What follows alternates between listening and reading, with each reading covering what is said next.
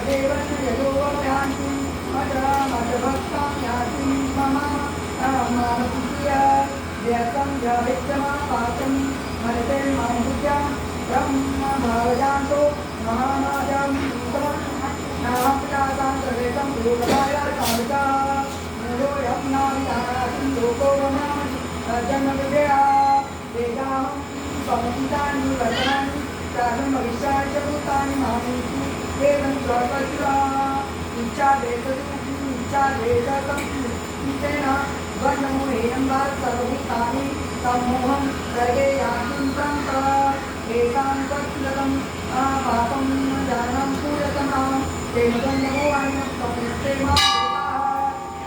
माचारां मातुकां यान्ति अतर्जुनं मध्यात्मं सर्वमुचाचलं साधु देव मानसादित्यं च देवीत्वं जनार्कातीय च मातेवी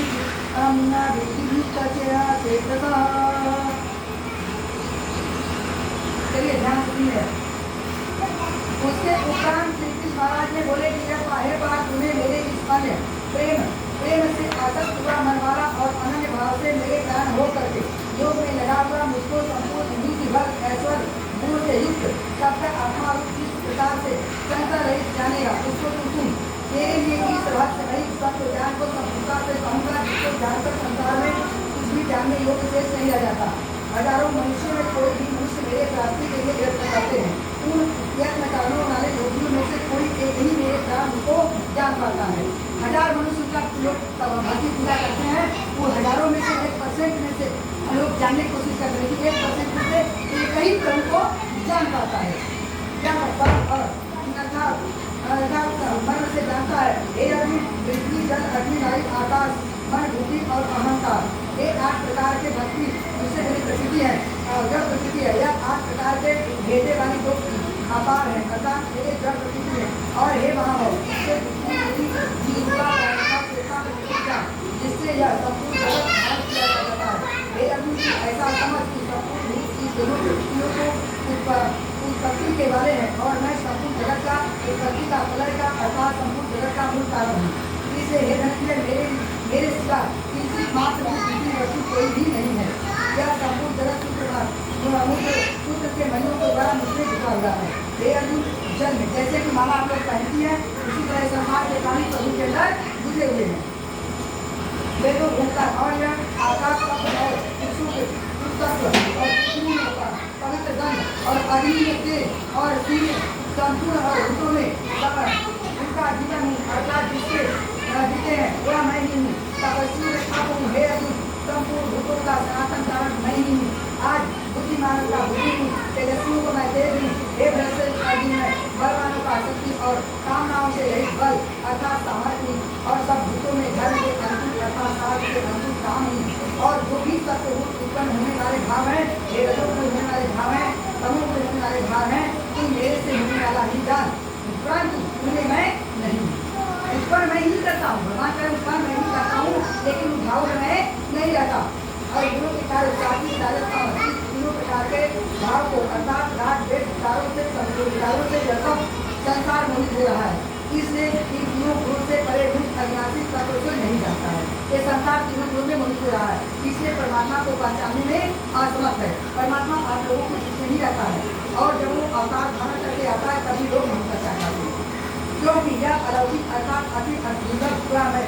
संसार योग माया से दुष्कर है तथा मेरी जो एक योग माया है इससे बहुत दुष्कर है। परंतु जो पुरुष मेरे निरंतर भजन है और माया से ग्रहण कर जाते हैं अर्थात संसार से कर जाते हैं, ऐसा सुगम उपाय होने पर भी माया के द्वारा हरे हुए ज्ञान को असली स्वभाव वाले धारण किए हुए तथा मनुष्य दूषित करने वाले युग लोग मेरे नाम और भजन नहीं करते हैं। हे भरतवंशी उत्तम कर्म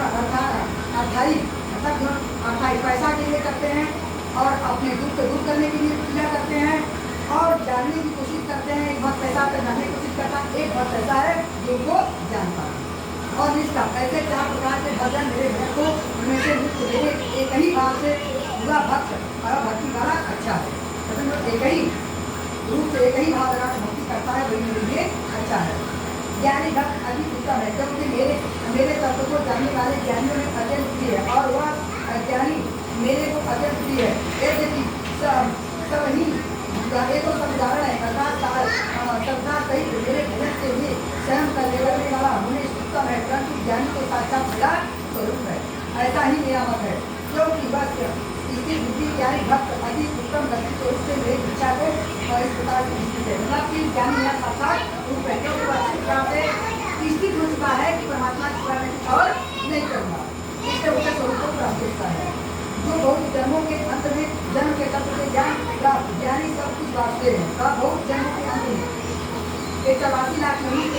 और कितने युग बीत जाते हैं, तब शरीर के अंदर आता है कि सब कुछ भगवान, सब कुछ यही है। ऐसा भक्त जो सोचता है, ऐसा भक्त बहुत दुर्लभ है। ऐसा सोचने वाला भक्त का बहुत वास्तविक के अनुसार नहीं जाता है, वो महात्मा अति दुर्लभ है। हे अर्जुन, तीसरा सब पुरुष है तो अपने अपने स्वभाव से प्रेम से तथा उन भोगों को कामना द्वारा ज्ञान को ग्रहण किए, उस विद्या विषयों को धारण करके अर्थात विषय देवताओं को पूजा किए और जो नियम योग में प्रसिद्ध है उस नियमों को धारण करके अन्य देवताओं को भजते हैं अर्थात पूजते हैं। जो लोग सकाम भक्त जिस देवता को स्वरूप को साथ से पूजा करते हैं उस भक्त मैं उस देवता के प्रति सदा से इच्छित करता हूँ। जो पुरुष भाव से युक्त होकर उस देवता को पूजन चेष्टा करता है और उस देवता के मेरे द्वारा ही ध्यान और भोग को संजीवी से प्राप्त करता है। कहा जो भी जितने भी आप लोग अलग अलग देवता को पूजा करते हैं, भगवान करें कि मेरे द्वारा ही विधान क्या मिलता है, मैं ध्यान करता हूँ तभी वो देवता दे सकता है, चाहे किसी भी देवता पूजा करें। जब तक उस पर ब्रह्म है वो ध्यान नहीं करेगा वो देवता आपको नहीं दे सकता, वो ध्यान करेगा तभी आपको देवता देगा। अल्प बुद्धि वाले फल नाशवान है, अपना से देवताओं को पूजने वाले देवताओं को प्राप्त होते हैं। मेरा भक्त चाहे जैसे बने तो उसको प्राप्त होता है। ऐसे होने पर सब मनुष्य मेरा भजन नहीं करते, कमल की अगर सब कुछ मनुष्य मेरा भजन नहीं करते इस कारण से वे गिरते हैं। और बुद्धिहीन पुरुष मेरे अनुमता अर्थात दूसरे उत्तम और कुछ भी नहीं है, ऐसा अविनाशी परम भाव अर्थात जन्म अविनाशी हुआ है। अपनी योग माया प्रकट होता हूँ, ऐसे प्रभाव से तत्व से नहीं जानते हैं। मैं अपनी योग माया से प्रकट होता हूँ। इंद्रियों परे भूत रचना परमात्मा को मनुष्य की भांति जन्मने और मरने वाला व्यक्ति जानते हैं। अपनी योग माया से छिपा हुआ मैं सबके प्रत्यक्ष नहीं होता हूँ, इसलिए यह अज्ञानी मनुष्य जन्म रहित अविनाशी परमात्मा को तत्व से नहीं जानता है, अर्थात मेरे जन्म जन्मने और मरने वाला व्यक्ति जानता है। एक पूर्व में व्यक्ति हुआ, वर्तमान में स्थित हुआ, आगे होने वाला भूतों में जानता हूँ, परंतु कोई मेरे कोई भी स्वभाव भक्ति रहित उसको नहीं जानता है, क्योंकि भरतवंशी अर्जुन संसार में इसका इच्छा और द्वेष, ये संसार में इच्छा और द्वेष उत्पन्न हुए हैं। और संसार में जब भी मनुष्य पैदा होता है तो वही चीज पहले विचार थे, इच्छा और द्वेष, अपनी इच्छा की पूर्ति करना और द्वेष होता है। सुख दुख आदि द्वंद्व मोह के संपूर्ण प्राणी अति अज्ञान को प्राप्त हो रहे हैं, परंतु निष्काम भाव से श्रेष्ठ कर्मों का आचरण करने वाले जिस पुरुषों के पाप नष्ट हो गए हैं, वे राग द्वेष द्वंद्वों से मोह से मुक्त हुए हैं। दृढ़ निश्चय वाले पुरुष मेरे ही सब प्रकार से रहते हैं, जो मेरे शरण में होकर के जरा और मरण से छूटने के लिए यत्न करते हैं। वे पुरुष ब्रह्म को संपूर्ण आध्यात्म को और संपूर्ण कर्म को जानते हैं। जो पुरुष अधिभूत और अधिदेव सहित सबका आत्मा रूप मेरे जानते हैं, उसको जानते हैं, अर्थात जैसे जल भाप बादल धुआं पानी बर्फ यह सभी जल स्वरूप है तथा क्या क्या है, भाप ठीक बादल और धुआं धूम पानी ये सब जो बर्फ ये सब जल स्वरूप है। अगर धुआं की भी कुछ दूर ऐसे रोके रहो तो हाथ में तरफ पानी तेरे हुए, भाप अगर रोकूँ तब तो पानी तेरे हुए, बर्फ तो अगर तब पानी तेरे हुए, ये सब जल ही रूप है लेकिन अलग अलग दिख रहे हैं, अलग अलग दिख रहे हैं। तो अर्चित कहता है यह कुछ सब कुछ वास्तव ऐसा जो जानते हैं वे युक्ति चित्त वाले पुरुष तक अंत काल में मुझको जानते हैं, अर्थात वो जन्म को प्राप्त नहीं होते हैं। हे देवी अब आखिरी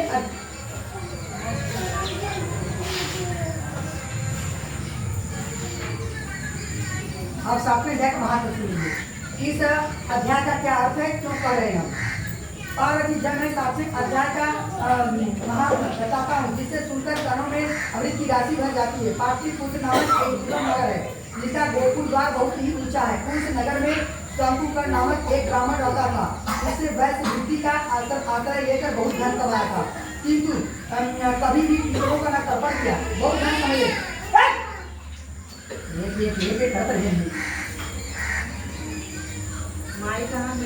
उससे वैश्य की वृत्ति कथन की वह वैश्य वृत्ति बहुत धन कमाया, आश्रय बहुत कमाया, आश्रय न कभी पितरों का तर्पण किया। धन तो कमाया लेकिन कभी पितरों का तर्पण नहीं किया और न देवताओं का पूजन किया धन से।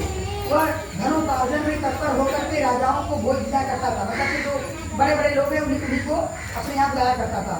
एक समय की बात है, देखिए समय की बात है, उस ब्राह्मण ने अपना चौथा विवाह करने के लिए पुत्रों और बंधुओं के साथ यात्रा की। मार्ग में आधी रात के समय जब वह सो रहा था तो उसके बाह में आकर सर्प ने कहीं से आकर के उसकी बाह में काट दिया। उसके काटते ही अवस्था हो गई कि मणि मंत्र औषधि आदि किसी कोई भी लागू से नहीं हुआ। वह आसाद जा पड़ी और तब कतार कुछ ही छोड़े उसके प्राण उड़ गए, वो मर गया। फिर बहुत ही समय के बाद वह प्रेत योनि में उत्पन्न हुआ। उसका चित्त धन की तरह जन्मा तो जरूर, लेकिन प्रेत योनि में वो साफ हुआ, लेकिन उसका मरने से पहले भी उसका धन मन जो है धन में लगा था। इस कारण से वह जो अपने धन के पास जो धन खड़ा था और वहाँ आकर बैठ गया। वह असल में बधा हुआ था। इससे वह वृत्तांत स्मरण करके वह सोचा कि मैं जो घर में बाहर करोड़ों का संख्या में अपना धन भर रखा है उससे इस पुत्रों से वंचित करके मैं स्वयं उसकी रक्षा करूंगा। देखिए माया कितनी प्रबल है कि प्रेत योनि में सर्प पड़ने पर भी उसके मन में है कि मैं धन का रक्षा करूंगा। क्या करेगा धन का? उसे कोई काम में नहीं है, फिर भी वो अपने मन में सोच रहा है कि मैं वो धन का रक्षा करूंगा। तो ये माया है, माया की प्रबल है कि अच्छे अच्छे लोगों को भी बांध रखती है। फिर करते हैं स्वयं इसकी रक्षा करूंगा। और एक दिन वह सांप योनि से पीड़ित, जब सांप योनि से कष्ट भय पीड़ित होकर पिता स्वप्न में अपने पुत्रों से आकर कहा, मनोभाव बताया। उसके निष्कुश पुत्रों ने सवेरे उठ करके विस्मय होकर एक दूसरे के साथ स्वप्न की बातें आपस में बताई। और मजरा कुछ मतलब अपने आपस में क्या स्वप्न देखा कि मेरे पिताजी आए हैं ऐसे कह रहे थे। तो सब पुत्र तो तैयार नहीं हुए। उसमें से मजरा पुत्र कुदाल हाथ में लिए हुए घर से मिला और जहाँ उसके पिता सर्प योनि में धारण करे उसी स्थान पर गया। यदि उसने धन के स्थान का ठीक पता नहीं था, किंतु उसने चिन्हों से जो बताया था कि मैं बीच में रहता हूँ, तो उस स्थान को पहचान लिया वो और ठीक निश्चय कर लिया। और लोग वह भी पहुँच कर बांधी मतलब बीज को खोदना स्टार्ट कर दिया, आरम्भ कर दिया। तब उसने बांधी को बड़ा भयानक सांप निकला। खोदा चालू करे तो सांप निकला और वह मूल तू कौन है, किस लिए यहाँ है? तो वो सांप बोल रहा है कि तू क्यों यहाँ है, क्यों खोद रहा है, क्यों तू यहाँ खोद रहा है, अथवा किसने तुझे भेजा है, ये सारी बात बता।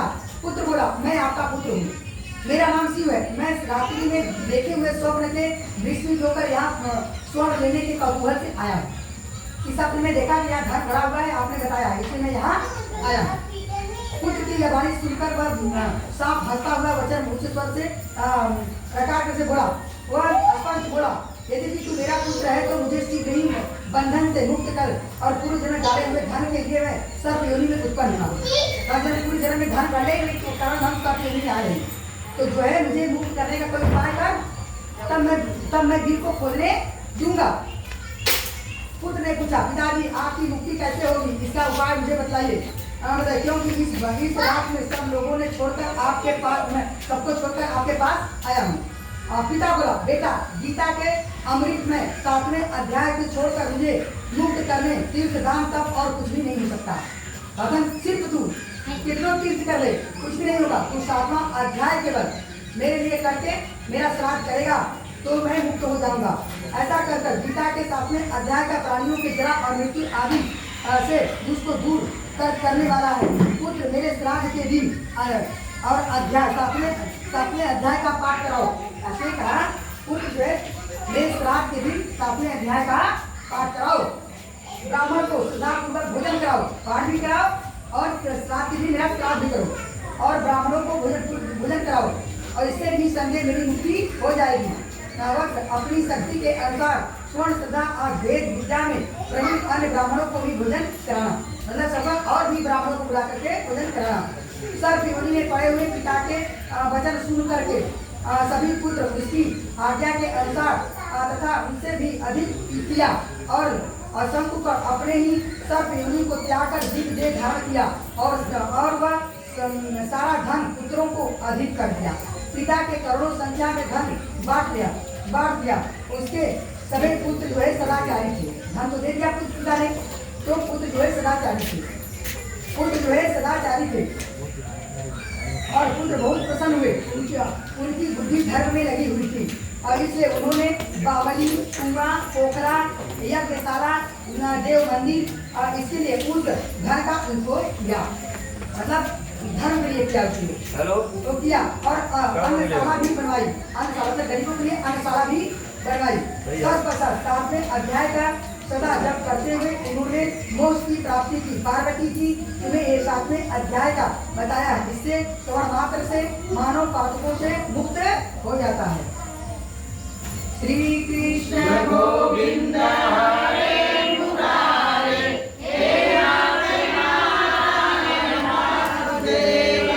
श्री कृष्ण गोविंद हरे मुरारे, हे नाथ नारायण वासुदेव। श्री कृष्ण गोविंद हरे मुरारे, हे नाथ नारायण वासुदेव।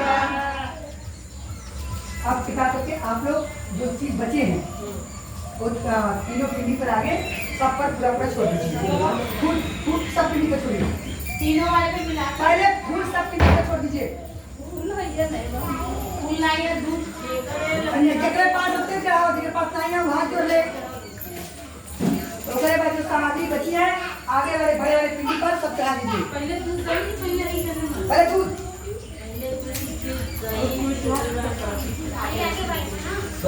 हाँ सब तीनों बड़का पीढ़ी पर अरे बड़का पीढ़ी पर ये से चढ़ा मेरा ऐसे जैसे पापा जी आते हैं हाँ हाँ सही सही है ठीक है ठीक है।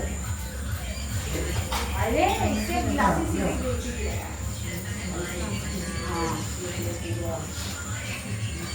यार थोड़ा हाँ दही है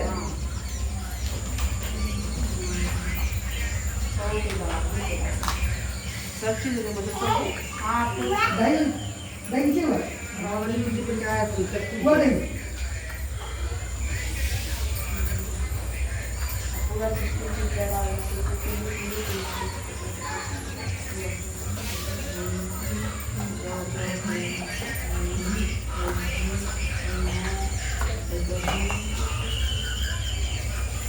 अभी क्या है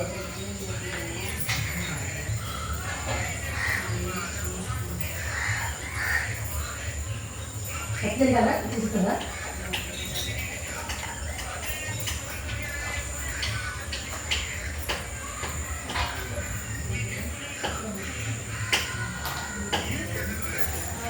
सहमत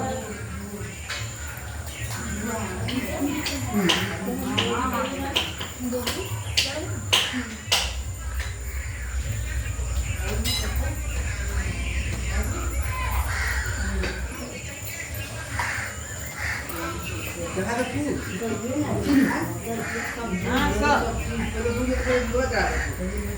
Acá me pasa.